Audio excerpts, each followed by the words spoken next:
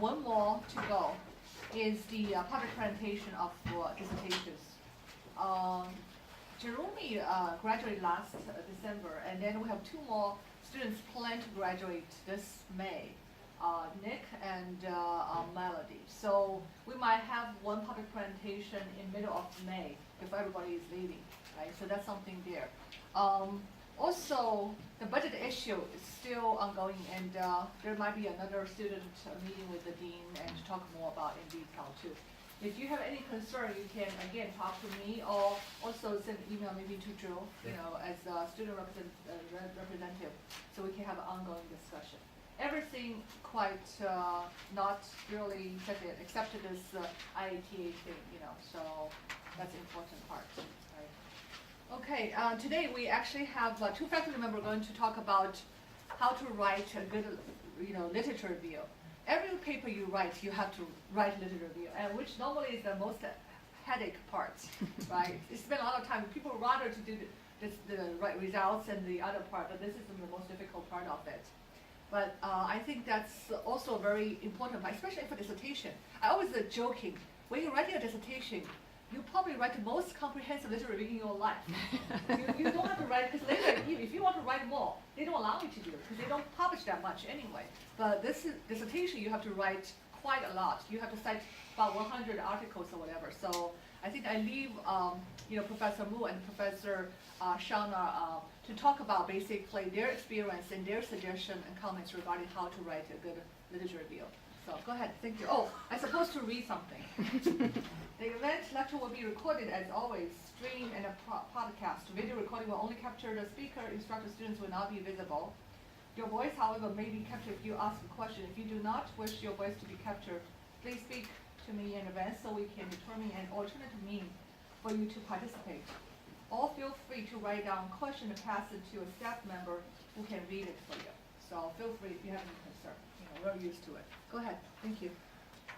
Hello, everybody. So you know me. If you don't, raise your hand.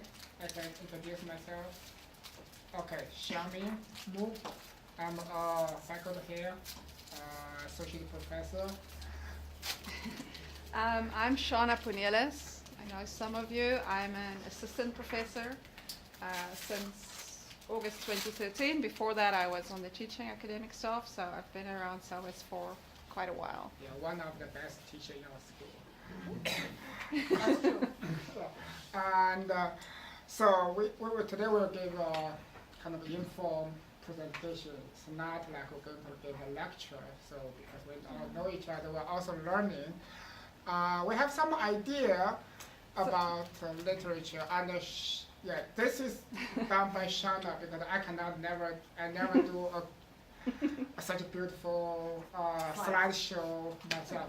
If you look at my slides, it's boring. So Shana did this. So I give Shana to go ahead.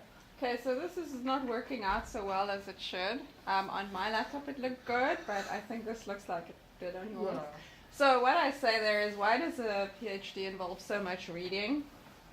And how do I know what to read and what to ignore?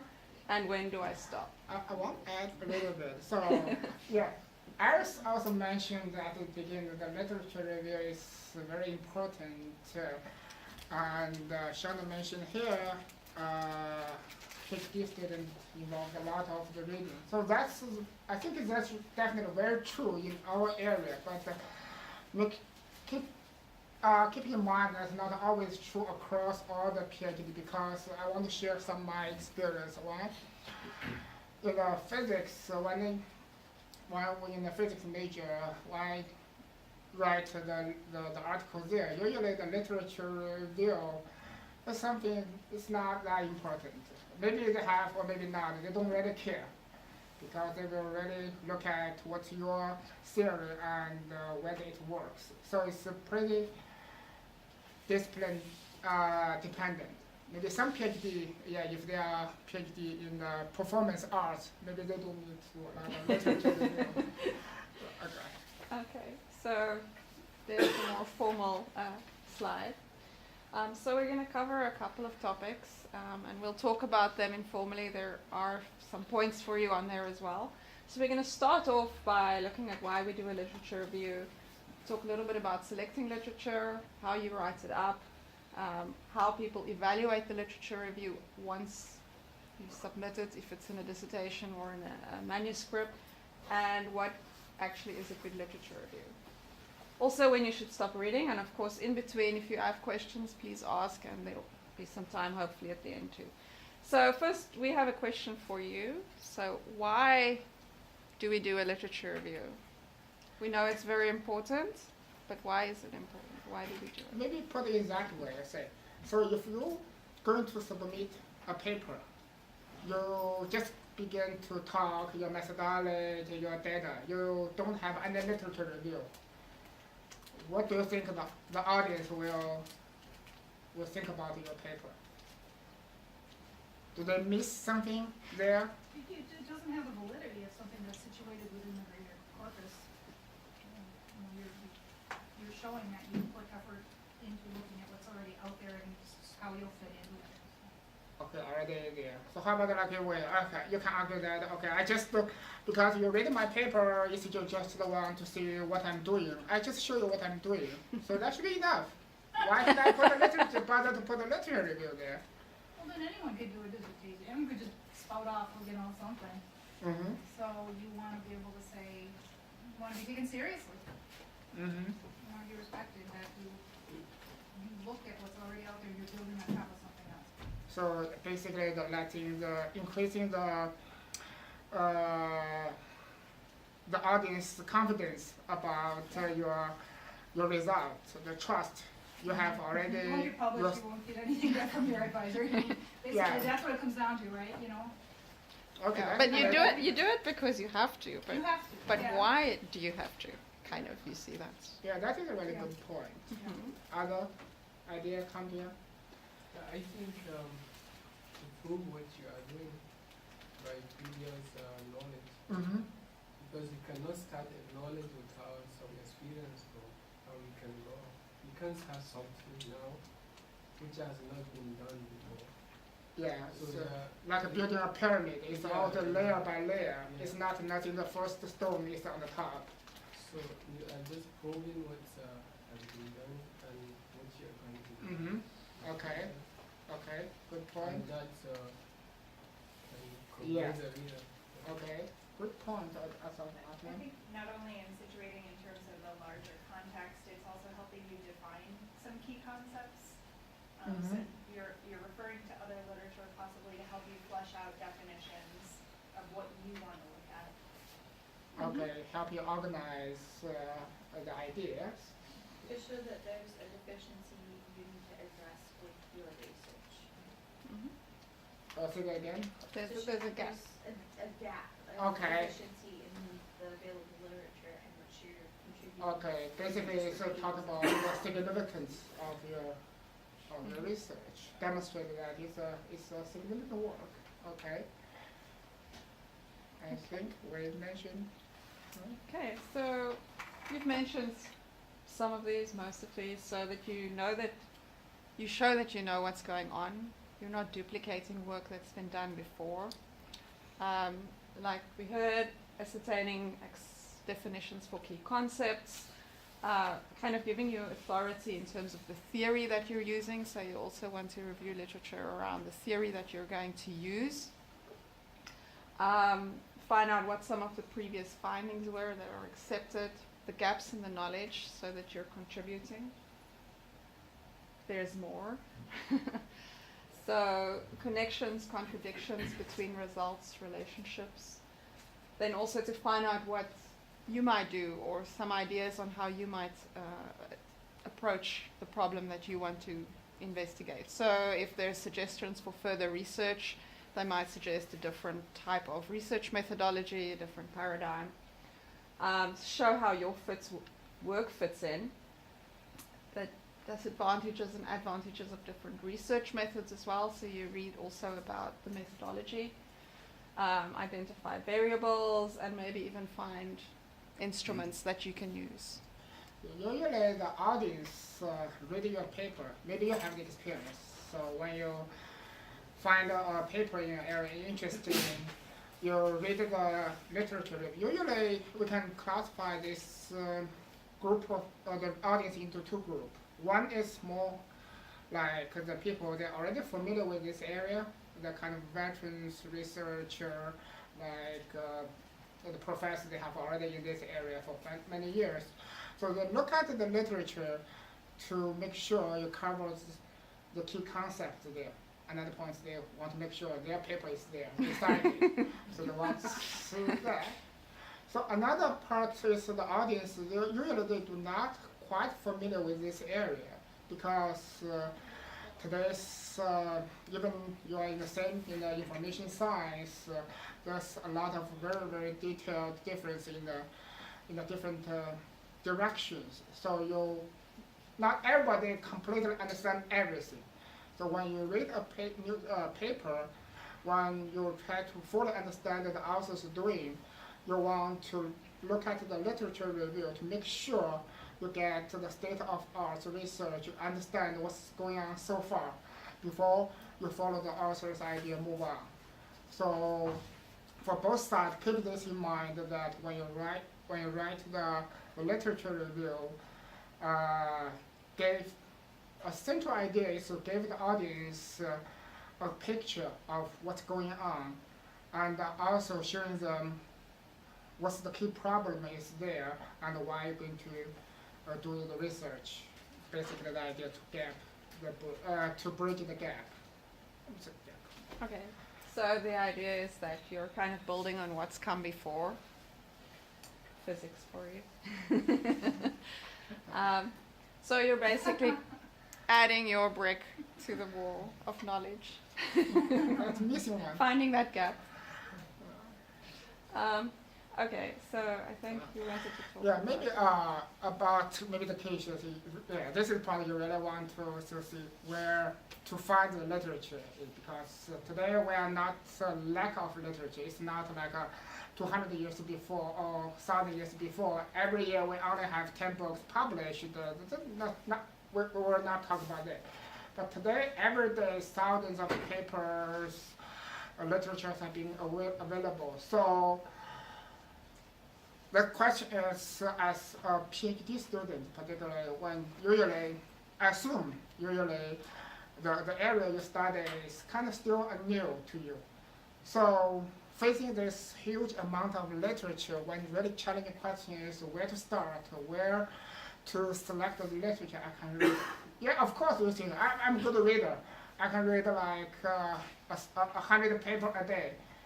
But still, you need to fully understand that, and there's so many things you really want at the PhD stage. You really want to focus on the stuff you research or you're interested in, and fully understand what's going on there. So, question here we want to share with you is really how to select the literature. So you save your time, be more efficient, and have a good coverage. So usually, we have some general rules. It's like, if you know what you're doing, usually this is an assumption, but sometimes it may be wrong. You don't know what you're doing. You're just, I have no idea. Then you just look around, talk to somebody, until you get to the point, you begin to know what you're doing. So when you have some idea in your mind, you begin to, based on some ideas, begin to looking for the literature. So you can build upon that to further explore your research. The rule of thumb is look at the top journals in your area.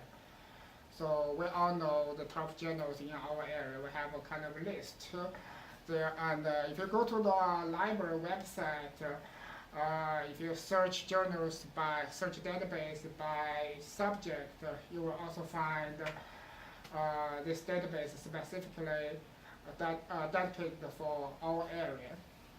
So always look at this journal to keep track of this journal that is related to your research, is related to your topic. Conference is a very important venue to get information, because when you read something, they still kind of look at the book, still far away from you. But when you come to the conference, You talk to people, you see how the people doing their research, how they make their efforts to find some very interesting result. You, you feel that you have a connection with the studies. Some special editions in a topic, usually this is some kind of more like an overview paper. So usually for lazy people, this is a good starting point. Look at the overview or maybe look at a book so you can quickly get an idea of what's going on in that area. An overview, for example, a very good overview about information retrieval. And they will probably list a lot of most related articles in that area. So the last one is really kind of, I think that in addition to this traditional way of browsing around, talk to the people I think is very important. So always talk to a professor, the people working in the area you're doing the research, or when you go to the conference, talk to the people working with the similar area in your research. You will get a better idea about which literature is really helpful and which part you may be missing. And the conferences usually are more recent because journals takes a long time to publish. In information systems, it takes between 18 and 24 months just to get through the review process because we've got up to 6 rounds of reviews. So when the research is finally published, it's already a little dated. Yeah. You really have a book like published in 1950. It's a review of information retrieval. It's still helpful, but yeah, 60 years before the review is not that reliable to help you a lot on the research currently. Yeah. And you can also look at these kinds of articles that have reviewed journals so that you can see how important they are in the rankings. Actually, can I add something to? Sure. You can also do thesis and dissertation. Normally, they have the most comprehensive literature on the topic. So that's always very helpful too. And they're normally pretty recent. You know, I'm writing the books now, so every chapter I'm going, I always see which dissertation they have. That's really very comprehensive. You help you at least to, get some of the relevant results. So then you'll know that other people will read your dissertations too. Yeah, just look at your literature review. That's why you do it.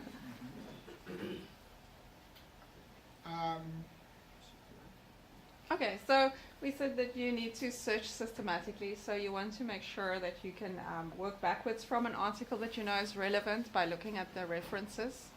But then once you've identified the people, whether it's through the journals or through conferences, you can also use the Web of Science to see other publications that's more recent from them. So the type of literature you're looking for is driven by your research questions. But as you read more and understand more, it might also go and kind of change your research questions and change your focus a little bit. So it's a cyclical process. Definitely happened to me in my dissertation where I started off with one topic and it didn't change in a big way, but certainly nuances of it changed. Okay, so you want to make sure that you read on your topic, but you also want to look at something that might be a little bit more contrasting. So if, for example, you're looking at information needs of a particular group of immigrants in the US, then if we're looking, for example, at South Africans, maybe I need to look at some other groups as well to better understand whether there are differences or if it's just the same for all immigrants. And also to read analytically. So read about the theory that you're going to use. So not just what people have done, but read about theories as well. Yeah, maybe what I'm doing this is building we call a semantic map.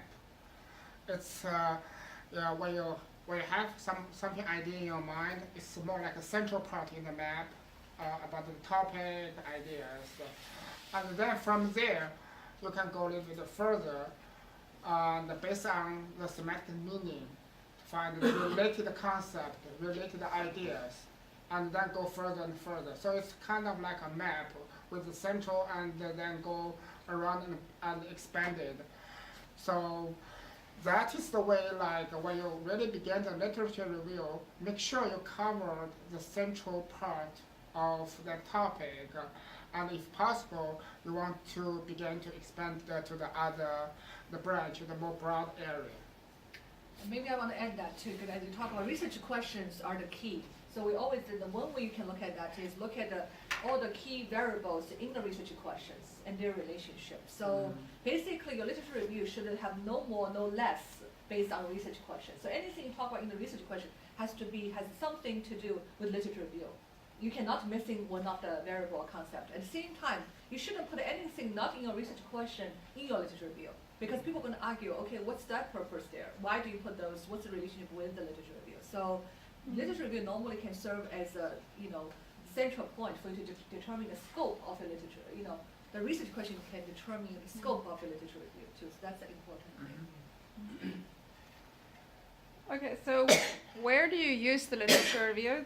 The obvious one is in your literature review chapter, but you also use a review of methodological literature in your research methodology chapter or section, and also in your analysis, discussion, interpretation section, where you contrast or compare what you found with the literature. So it's not just limited to that specific chapter. And feel free to ask a question, because I think it's very informal, so you don't have to always. Okay, can you do the last previous slide? This one. Yeah, how can you argument analytical reading with other constructive reading? Because analytical, as you said, look at other people's theories, and constructive, try to compare and see the different works here.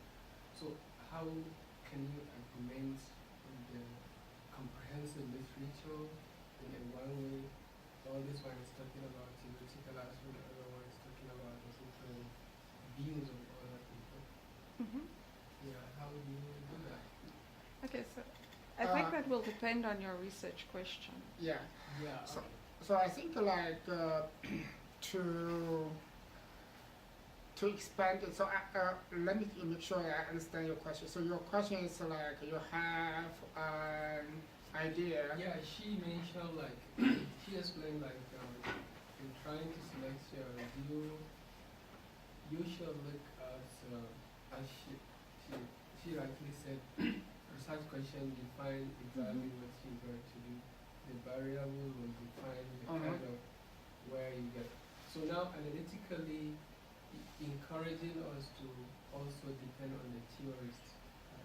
So now what I mean, how do you bring it together, in your How do you argument, write it up? between the theory and the other Okay. existing literature? So about the theory issues, it's I think that is part to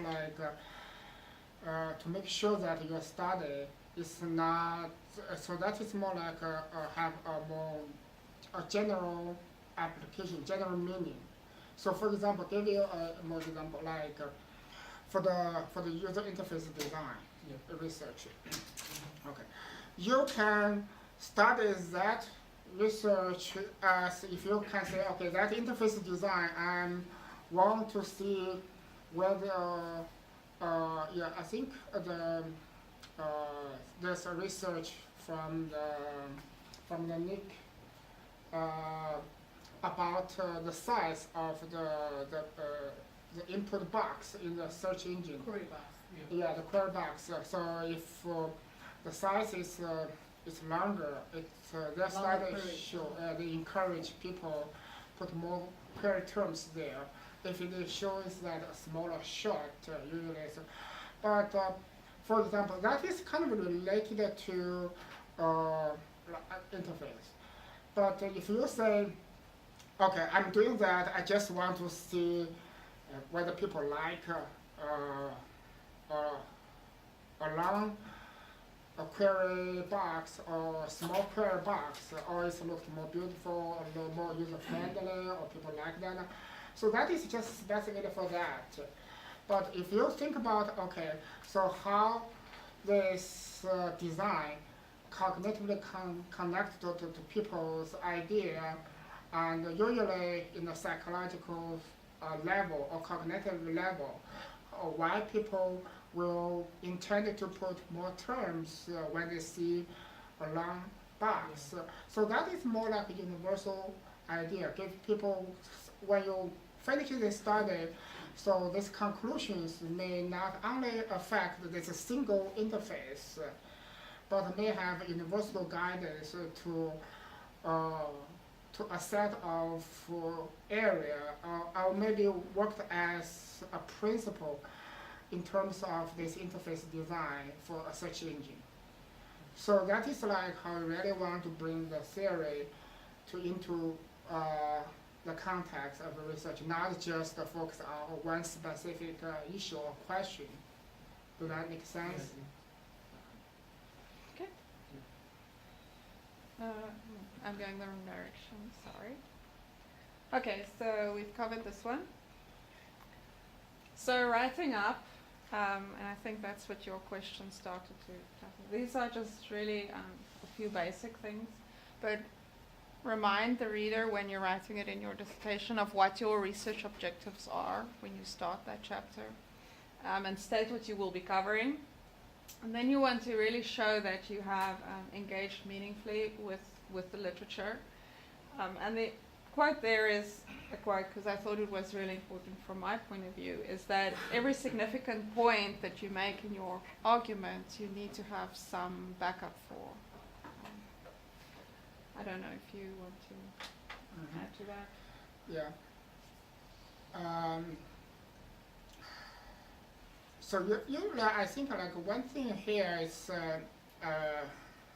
I want to specifically mention here is like keep focus on your research objectives, avoid dissertation drift. So that is I want to share maybe kind of experience for myself. It's why write my thesis? It's like when they starting a point, starting some basically way. Why my dissertation is to develop a collaboration environment, so to encourage people to collaborate using some tools to further understand how people collaborate to access information, to use information in this process. But when I began to do that, you know that it's connected to so many things. When you connected to the interface design, connected to the multimedia stuff, connected to the metadata we used there, connected to some technology, even connected to the method I'm using. I use some abstract stuff. So each is a kind of a hot topic, and there's tons of literature research involved. So why doing the research literature reviews that? So it's like, so each thing I'm saying is fun. You know, everybody can usually get excited when they really do the research because the PhD research is something new. So you want to learn this, you want to do that. So when you get there, you have to see, oh, okay, another window is open, a new world. So you can keep exploring.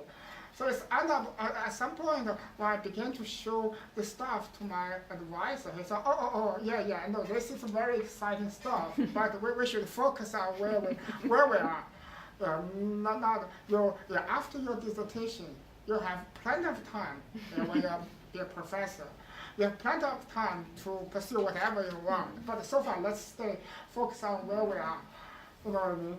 So that's something I really want to share with you about this. Be careful about the dissertation drift. Yeah, especially if you have multiple members in your committee. We had this, Carrie just passed her dissertation proposal this morning too. So then somebody just say, okay, I think there's a new area for work of that, you should incorporate that. Then the other person said, yeah, there's another relevant. So they all gave you a lot of suggestions, see what you can incorporate. So you have to make a decision, how do you make the focus? Because there are so many things could be related to, but then how to determine what to select, what not to select, right? Yeah, and what level of detail to go into. Right, which is more relevant to what Musa was asking about, the contrast and also the analytical. Because the contrast normally is to show whether the results, the findings of different work could be echoing or consistent with each other. Sometimes could be a contrast, they could be have different results. Either way, you can say, they agree with each other or they disagree, right? Analytical, it's what's always missing from students' dissertation is you have to be a little bit critical. You cannot just describe. Just describe, A said this one, B said this, and you just do an annotated bibliography. That's easy to be done. You just add all those things together. So analytical means you have to look at what has been done in other research and then to see what's missing, right? Or what's not, the perspective is not right, or the context or whatever. So then that could lead to your own research. So analytical, that's why it's very important. In that sense, you can actually integrate contrast and analytical together, but just to make sure they reflect in different paragraph of literature review. But basically you could. Analytical is the overall thing you have to incorporate. I still remember my first dissertation when I published it to a paper. The reviewer said, "I can see this is a typical dissertation paper." Basically, I tried to list all those blocks and put them all together, and try to respect everybody, right, without much critical analytical things. So that's important, starting from that too. Yeah, so kind of at the conclusion of your chapter, you want to summarize the main findings, highlight what's emerging, and then link to what you're going to be doing in your empirical research chapter, so that there's a clear progression in the argument across the different chapters. And always, of course, reference and so on. And also, just add one thing is I always call for the gap, fill in the gap or call for the need. That's always the term I'm using. You can use something better. If you know anything better, tell me so I can change my term next time. So basically, that's previous research. Then you say there is a gap, right? Then you call for the need for new study or new research. So that's something very, very important. Yeah. So to motivate what you're going to do, right? Which is one of the reasons we do the literature review, and that's kind of where you can show. Okay, I'm going to do this. Okay, so I find these quite helpful. They're fairly easy to read. Probably you know all of this already, but it's really helpful in terms of just academic writing, especially if you're not English first language. English is your second or third language, as it is mine. And the second one is also, it's very short, but I find it really helpful in terms of argumentation. So that helps you to find gaps in others' arguments, but also in your own. And we can share the slides if... Sure, yeah. Okay, so just one thing that I wanted to mention, Iris mentioned earlier, like this is a typical dissertation paper. When you write in your dissertation, your thesis, that's going to be this very comprehensive literature review, like you heard at the very beginning. In a journal article, you don't have to have that kind of level of conviction and support. You just choose the most authoritative source and you move on. Otherwise, you're going to be way over the word limit. Yeah, and if you review the paper, you find out, okay, they submit a paper, like 10 pages paper, 8 pages kind of literature review. You don't know, that is a good paper. Yeah, you're in trouble. Unless that's a review paper. Unless 2 pages of all the reference, 8 pages of the review. That's an exception. Yeah. Okay, so I just want to pass this around to you. So, this from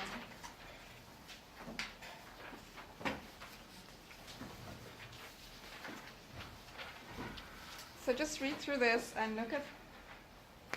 There's 3 paragraphs, basically. Yeah, and choose which one you think is the best, the most meaningful, and which one is the least, and then why do you say that?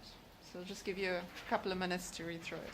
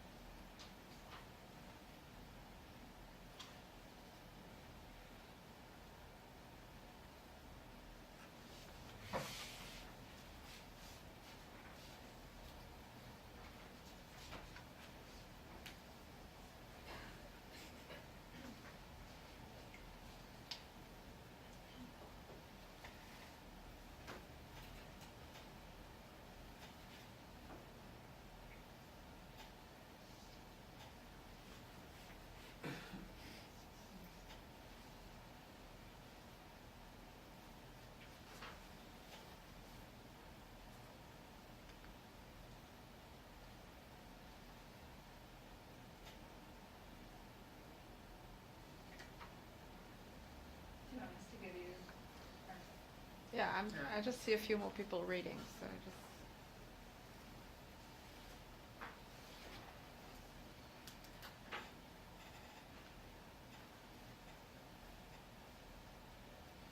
Okay, so what do you think? Which one is the least meaningful? The second one. Second one? Second one? Oh, least Least meaningful? Least meaningful. Least meaningful. Who said a second What is the worst then, let's say? Which one is the worst? First one? Okay, who votes for the first one? Who votes for the second one? As worst. Okay, third one? I don't see a third one. 1, 2, 3. You probably missed the first one. You think the This first is one the is first one. The first one is the small, short one here. How is this the first? That's the first, that's the second, that's the third. Ah, I should have numbered. I think this one's the best in the middle. Oh, no, I told you that we have 3 pieces. Okay, 3 I didn't pieces. even think the top thing is. Company Yeah, service. you thought it was so bad you didn't even consider it. I thought it was the reference list.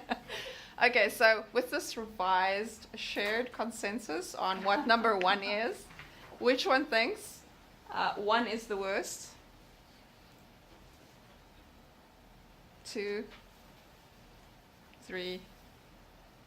Okay, so why do you think the first one is so bad? Doesn't say anything. Okay, so it doesn't really have much in terms of content. We don't understand what those authors said. It's not placed in context. Okay. So let's just look at which one do you think is the best? Number 2. Number 2. Okay, so why is number 3 not good?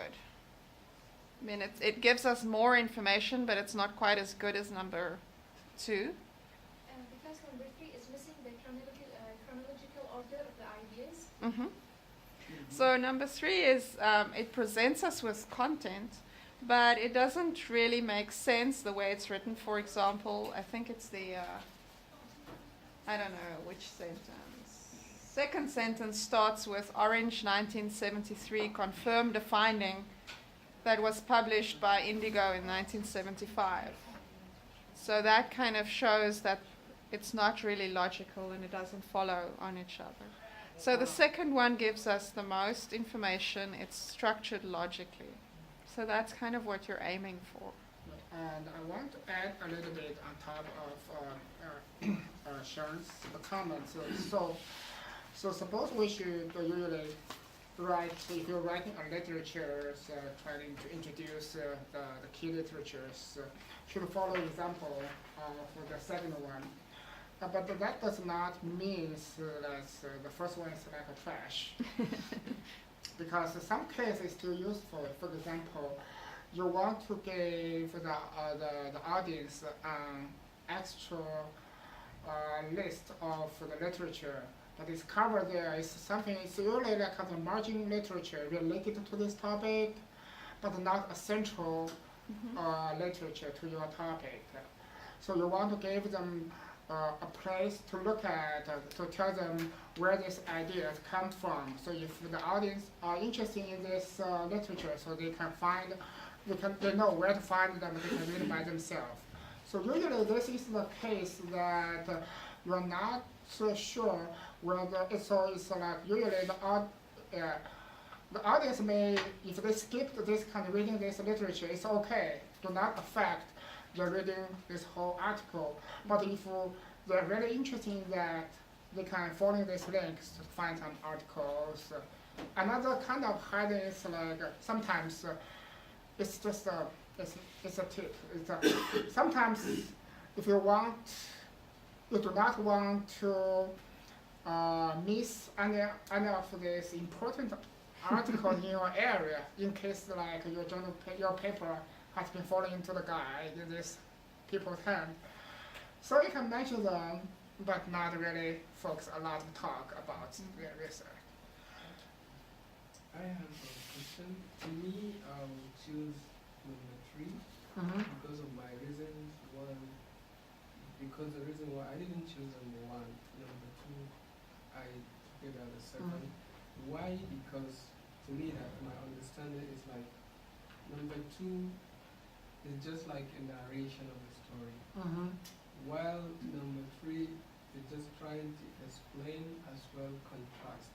Because more here, if I may understand, it's just the reviewer doesn't have on much of this words, you know, something like. But here, there are some things I can find that is the reviewer trying to say confirm, argue, you know, it's trying to link in between. But this one is just like a narration of the story. So my question here is that, does it sound well someone to just lay out logically without making it like a transition on your own as a reviewer, so that you connect between this argument and this argument? Because this one is specifying more, trying to say argue this, confirm this, it's trying to link and connect it to each other during transition. I agree with you. Sometimes it's if you say like this, the second piece is more like to give a full review, because they build the connection. They mixed the literature review. Basically, they mixed the literature with the author's perspective, because the author think these literatures are logically linked in this way. But the last piece, I agree with you that it's more kind of objective way to present this the research, the related research. But usually you do is like before you present this way, you may start with a sentence that, okay, for example, give a transition or summarize sentence talking about, okay, so there's some research really related to this topic as following. So you can begin to have more like a list. So research 1, research 2, research. But in this part, you didn't really put a lot of your personal view, personal perspective involved in this presentation. So it's more like a more kind of, we just present this literature. So this literature are related to this topic, kind of, so I just put them on the table, and then the audience can make the judgment how they connect, how they work. So actually, usually it's another advantage for this is particularly useful for the students when you still not quite familiar with this area. You come on like a starting point, and your English is not that good. So that is the easy way to put the content there, so that gradually to present. You can improve, because you may like some grounds that you can connect it. So this is just like present the facts. So that's good actually. Actually, can I add something too? Because the problem with the third one is not what they said. Even though they said confirmed, but how do you confirm something from 1975? You are doing 1973. So when you see confirmed, you normally, if you logically, you would say you confirm something of previous study. So you right after 1975 say you 1973 confirm. That's a problem. So that's what you see the connection, logically organization of it. That's a problem with the number 3. Yeah, because in number 2 it does say repeat studies by Indigo 1975 confirmed orange findings, which then is the correct way of phrasing that. And we also have red arguing that pricing. So just because they're using the words does not necessarily mean that the logic that they're connecting it is. But they were misleading, because people will read that too. But when you do it individually, say if they argue whatever, but then people automatically, when you put them together, they start you try to connect those all those articles in the way you are doing. So that's have to be careful what you use. In particular with the one preceding the sentence and the one after too. Right? That's the problem with the third one. Okay, I have a comment. Yeah, I was just going to add on to the conversation that not even the date. Like when I first read it, I sort of skimmed over the dates. I wasn't really paying attention to the dates. But the way that I was reading was, these are just a series of objective statements, and they're not really integrating into that analytical way of interpreting how do these relate to each other. So even not even looking at the dates, I sort of just noticed, okay, here's one statement, here's rather Yes. than another, but Yes. they're not connecting them, whereas the second one does a much better integration. Yes. And the main problem is not only they're not integrated together, but also they use those words misleading. The way make people thinking they're arguing with each other, they are confirming they're doing, but that's not true at all. Yeah, so you need to pay attention to how you phrase and how you present. Yeah. And that kind of leads us to the next slide, which is kind of what level of engagement do you have with the literature. So that gave us quite a good synthesis, I think, but you do want to go to that analytical level. Now it varies, Simon and I talked beforehand, it varies where you might do it depending on what kind of paper you're writing. This might only come out where you use the literature in your analysis interpretation chapter or section. But ultimately you want to come to the point where what these authors term authorize your research. So that you know you're doing research that has value, that connects to what's being done, and you're building on top of that. So I have something I'll pass around that describes this a little bit more from this text. You don't have to do anything with it. You can just read through it if you're interested. If you don't want to take one, don't take one. If you want extra note paper, there you go. Okay, so that's just really to show the progression. The summary, the annotated bibliography does have a place, and if it's a different type of paper, that's what you want to achieve, then of course that's fine. But typically we'd like to see you engage more in terms of the analytical level. So critically evaluate the sources, look for the consistency, look for flaws in the arguments, consequences just of, not of. The relevance of the theory that informed the study, those kinds of things. So you're looking at a different level. I want to add a little bit here. It's, for this, it's quite easy to do this summary and the synthesis because you just put the stuff you have read, deliver the author's ideas in your literature review. But for this analysis part, Alice also mentioned before, and as Shana mentioned, that it's kind of like you want to, like the third section, you want to build the connection, and logically you want to further analyze what's going on there, and what's wrong with the current research, and what's the gap, and why it is important, so how my research built upon this. So give the audience a clear idea and what's the state of art, and why you're going to, and why it is it will be helpful to follow your research, and how may your research maybe add up to the current the body of the works. Yeah. But this is not the only place actually you can do this. Usually your journal paper, your thesis, you have data analysis and then the discussion session. So in that section, actually, you can further explore these issues to do further analysis. You either agree with somebody's point, or you don't agree. You can further talk why, but at that point you may already have your data to support your points. Yeah. So like we said earlier, your literature review can feature not just in the literature review section itself. Okay, so how you can organize your literature review. We saw now what the example was by author and chronologically, so it's almost a combination. This is taken from the Webster and Watson, and they start off showing that you can do it concept-centrically, where you talk about the concept and then you cite the authors, or you can use an author-centric approach, where you then talk about all the concepts that a particular author discusses, one after the other. So this concept matrix is quite helpful as you review literature, kind of put the matrix together. And then you know which authors and which articles addressed what topics that you're interested in, what key concepts.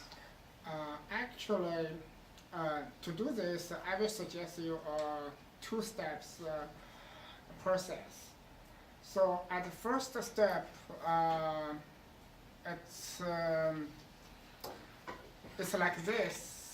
For each article, so you build a table like this. So with each article, you have like different concept, and you can even expand that. Not only cover the concept. Okay, this article is talked about the user interface, talk about the usability, talk about the empirical study, talked about maybe the children's search, something like that. So this is the concept, and then you can even expand it to the specific, okay, the methodology. What's the methodology you use?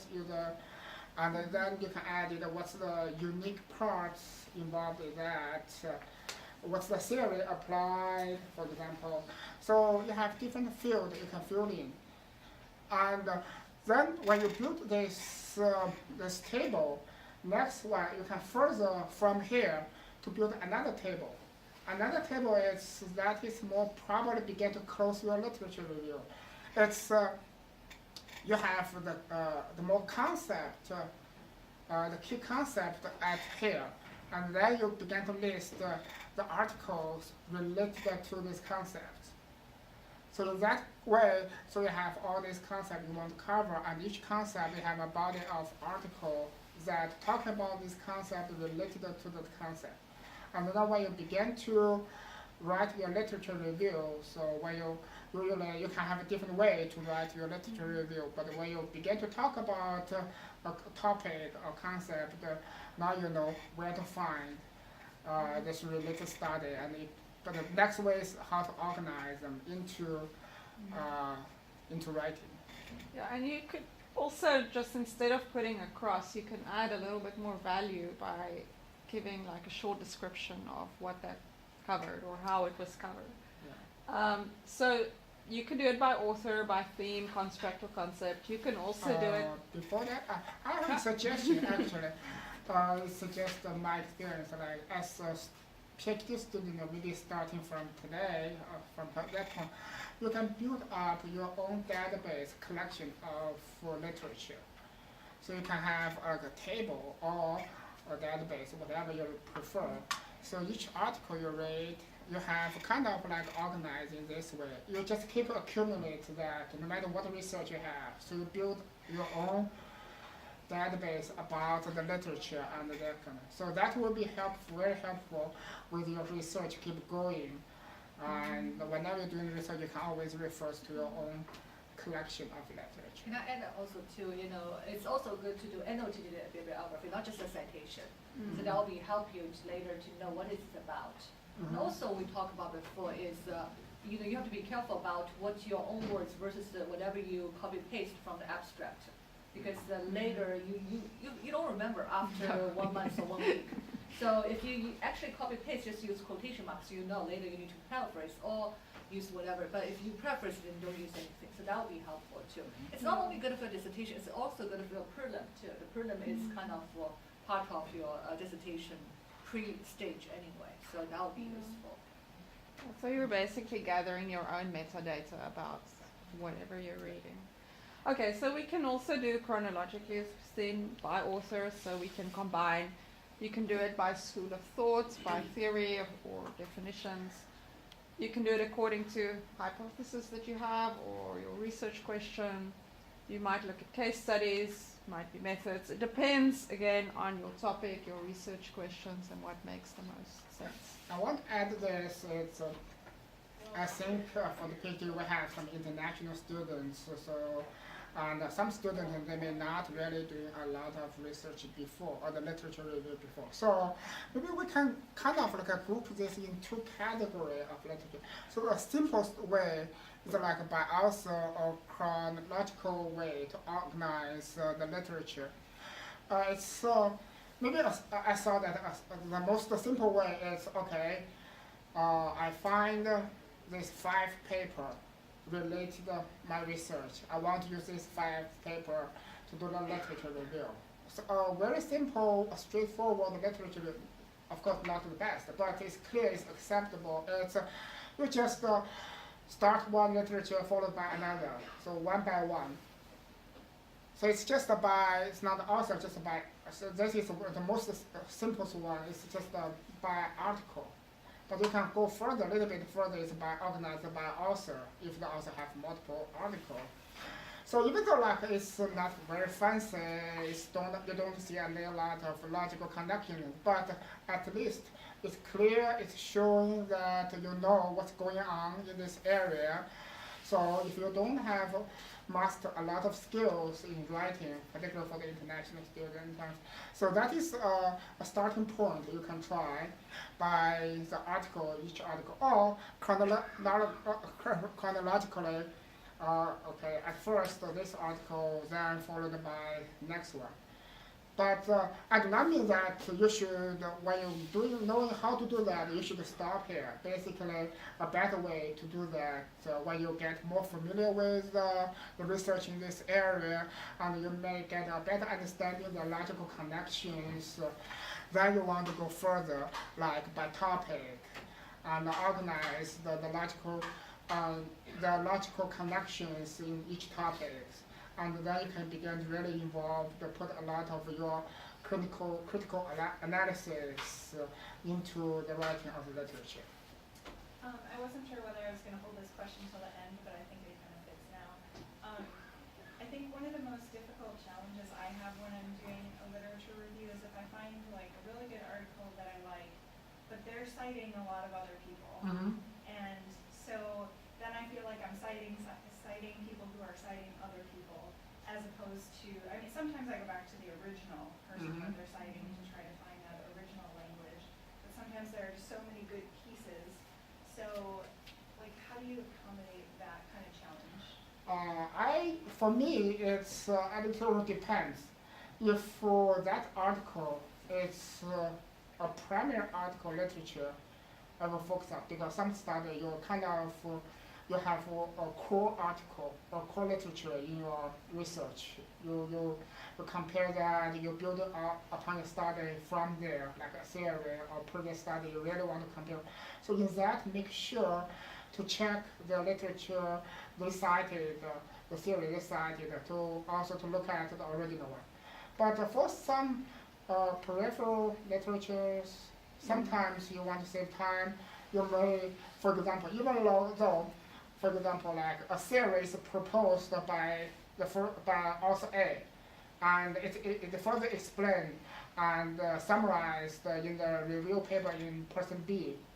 But you can just mention that theory and give a reference to person B. That's okay.